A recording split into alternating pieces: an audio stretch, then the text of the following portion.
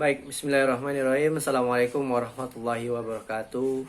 Perkenalkan, nama saya Wahyu Ramadan, NIM 18207123810, kelas Ilmu Hukum kelas B. Baik, adapun video kali ini saya akan menjelaskan mengenai tata cara pembuatan peraturan daerah.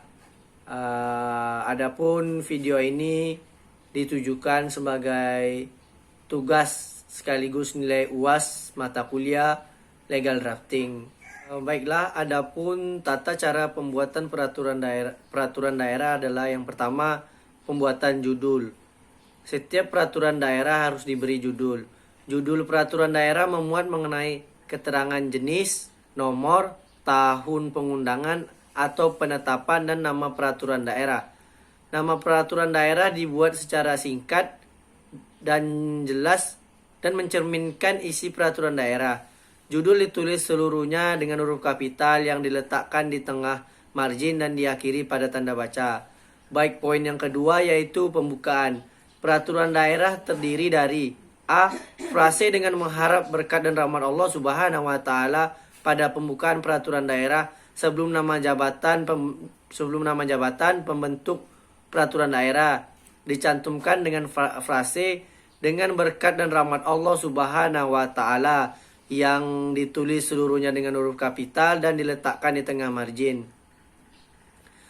Yang selanjutnya yaitu jabatan pembentuk peraturan daerah ditulis dengan seluruhnya huruf kapital yang diletakkan di tengah margin dan diakhiri dengan tanda koma.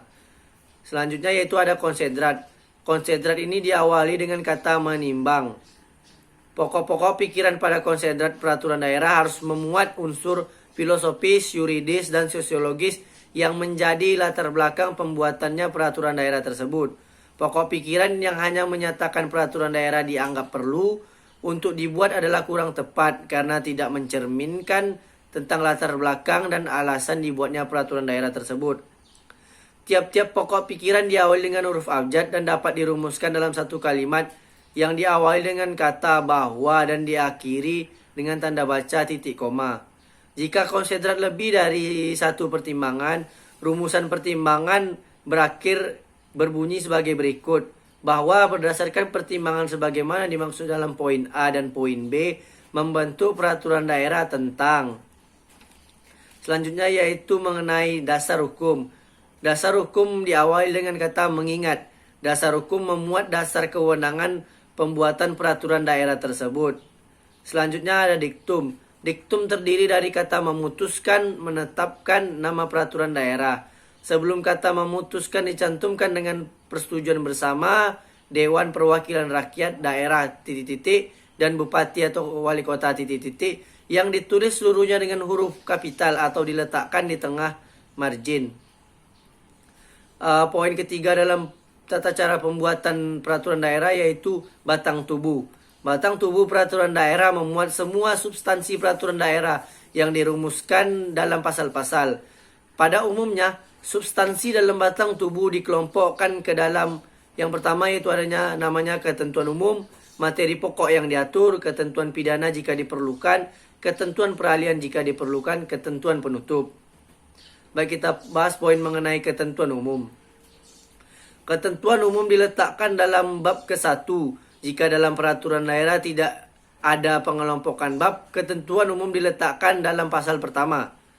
Yang kedua yaitu ketentuan umum memuat lebih dari satu pasal. Ketentuan umum berisi batas pengertian atau definisi, singkatan atau akronim yang digunakan dalam peraturan, hal-hal yang bersifat umum yang berlaku bagi pasal berikutnya, antara lain ketentuan yang mencerminkan azas, maksud, dan tujuan.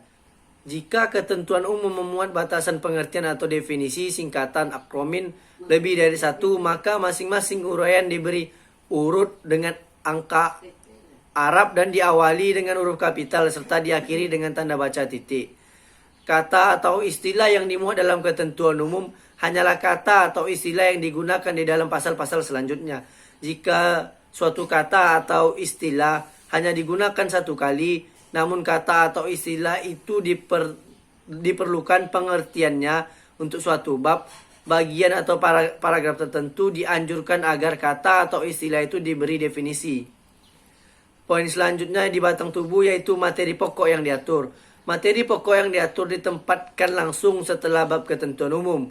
Dan jika tidak ada pengelompokan bab, materi pokok yang diatur diletakkan setelah pasal ketentuan umum. Pembagian materi pokok ke dalam kelompok yang lebih kecil dilakukan menurut kriteria yang dijadikan dasar pembagian. Poin ketiga dalam batang tubuh yaitu ketentuan pidana jika diperlukan.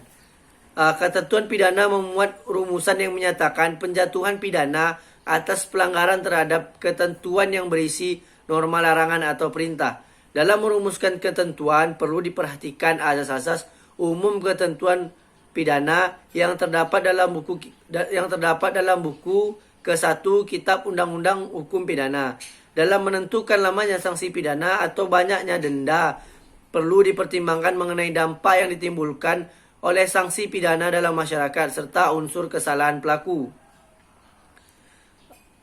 Ketentuan pidana ditempatkan dalam bab tersendiri, yaitu bab ketentuan pidana yang letaknya sesudah materi pokok yang diatur atau sebelum ketentuan peralihan. Jika ketentuan peralihan tidak ada, maka diletakkan sebelum ketentuan penutup. Jika di dalam peraturan daerah tidak diadakan pengelompokan bab per bab, ketentuan pidana ditentukan dalam pasal yang terletak langsung sebelum pasal yang berisi ketentuan peralihan. Ketentuan pidana diletakkan sebelum pasal penutup. Ketentuan pidana harus menyebutkan secara tegas nama larangan atau perintah yang dilanggar dan menyebutkan pasal yang memuat norma tersebut. Baik, poin selanjutnya di dalam batang tubuh yaitu ketentuan peralihan jika diperlukan. Ketentuan peralihan memuat penyesuaian terhadap peraturan daerah yang sudah ada pada saat peraturan daerah tersebut dapat berjalan lancar dan tidak menimbulkan permasalahan hukum di kemudian hari. Ketentuan peralihan dimuat dalam bab tersendiri, bab mengenai bab ketentuan peralihan, dan ditempatkan di antara bab ketentuan pidana dan bab ketentuan penutup. Jika dalam peraturan daerah tidak diadakan pengelompokan bab per bab, pasal yang memuat ketentuan peraturan peralihan ditempatkan sebelum pasal yang memuat ketentuan penutup. Pada saat peraturan daerah dinyatakan mulai berlaku, segala hubungan hukum yang ada atau tindakan hukum yang terjadi, baik sebelum, pada saat maupun sesudah peraturan daerah yang baru itu dinyatakan mulai berlaku, tunduk pada ketentuan peraturan daerah.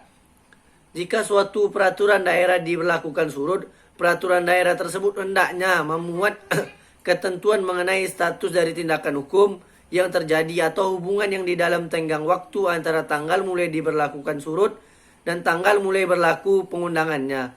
Mengingat berlakunya salah satu asas umum hukum pidana, penentuan daya berlaku surut hendaknya tidak diberlakukan surut bagi ketentuan yang menyangkut pidana atau pemidanaan. Poin terakhir di dalam batang tubuh yaitu ketentuan penutup. Ketentuan penutup ditentukan dalam bab terakhir jika diadakan pengelompokan bab per bab. Pada umumnya ketentuan penutup memuat ketentuan mengenai penunjukan organ atau alat perlengkapan yang melaksanakan peraturan daerah, nama singkat, status peraturan daerah yang sudah ada saat mulai berlaku peraturan daerah. D. Penutup. Penutup merupakan bagian akhir dalam peraturan daerah. Bagian penutup ini harus memuat tempat dan tanggal pengesahan dan penetapan, nama jabatan, tanda tangan pejabat, dan nama lengkap pejabat yang menandatangani tanpa gelar dan pangkat. Jika dalam waktu 30 hari bupati atau wali kota tidak menandatangani rancangan peraturan daerah yang telah disepakati bersama Dewan Perwakilan Rakyat daerah dan bupati, maka dicantumkan kalimat pengesahan setelah nama pejabat yang mengundangkan raperda tersebut. Pada akhir bagian penutup dicantumkan lembaran daerah beserta tahun dan nomor dari lembaran daerah tersebut. Penulisan frase lembaran daerah dan berita daerah ditulis seluruhnya dengan huruf kapital. Baik, poin terakhir yaitu mengenai penjelasan. Peraturan daerah dapat diberi penjelasan jika diperlukan. Penjelasan berfungsi sebagai tafsiran resmi pembentukan peraturan daerah atas norma tertentu dalam batang tubuh. Oleh karena itu, penjelasan hanya memuat uraian atau jabaran lebih lanjut dari norma yang diatur dalam batang tubuh. Dengan demikian, penjelasan hanya memuat uraian atau jabaran lebih lanjut dari norma yang diatur dalam batang tubuh. Dengan demikian, penjelasan sebagai sarana untuk memperjelas norma dalam batang tubuh tidak boleh mengakibatkan terjadinya ketidakpastian dari norma yang dijelaskan. Penjelasan tidak dapat digunakan sebagai dasar hukum untuk membuat peraturan daerah lebih lanjut. Oleh karena itu, hindari membuat rumusan norma di dalam bagian penjelasan.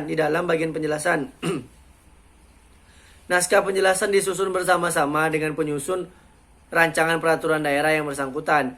Judul penjelasan peraturan daerah sama dengan judul peraturan daerah yang bersangkutan. Penjelasan peraturan daerah memuat penjelasan umum dan penjelasan pasal demi pasal. Rincian penjelasan umum dan penjelasan pasal demi pasal diawali dengan angka Romawi dan ditulis dengan huruf kapital.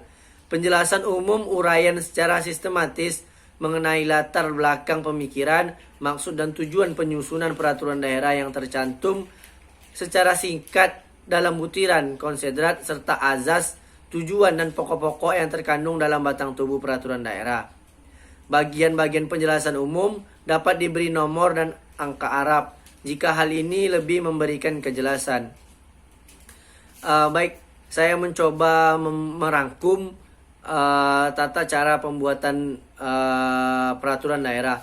Yang pertama itu adanya judul, yang selanjutnya ada pembukaan. Pembukaan ini ada 5 bagian. Yang pertama kita berharap dari Allah, berkat dari Allah Subhanahu wa taala. Yang selanjutnya itu jabatan pembentuk. Yang selanjutnya ada konsideran, ada dasar hukum dan ada diktum. Poin ketiga adanya batang tubuh dalam peraturan daerah. Batang tubuh terdiri dari 5 bagian juga. Yang pertama itu ada ketentuan umum, materi pokok yang diatur, ketentuan pidana, ketentuan peralihan jika diperlukan, dan adanya ketentuan penutup jika diperlukan. Poin keempat yaitu penutup, poin kelima penjelasan, poin keenam lampiran jika ada. Baik, demikian video saya kali ini. Apabila ada salah-salah kata, saya mohon maaf karena kekurangan itu datang dari saya. Kesempurnaan itu hanya milik Allah. Lebih dan kurang saya mohon maaf. Afa minkum. Assalamualaikum warahmatullahi wabarakatuh.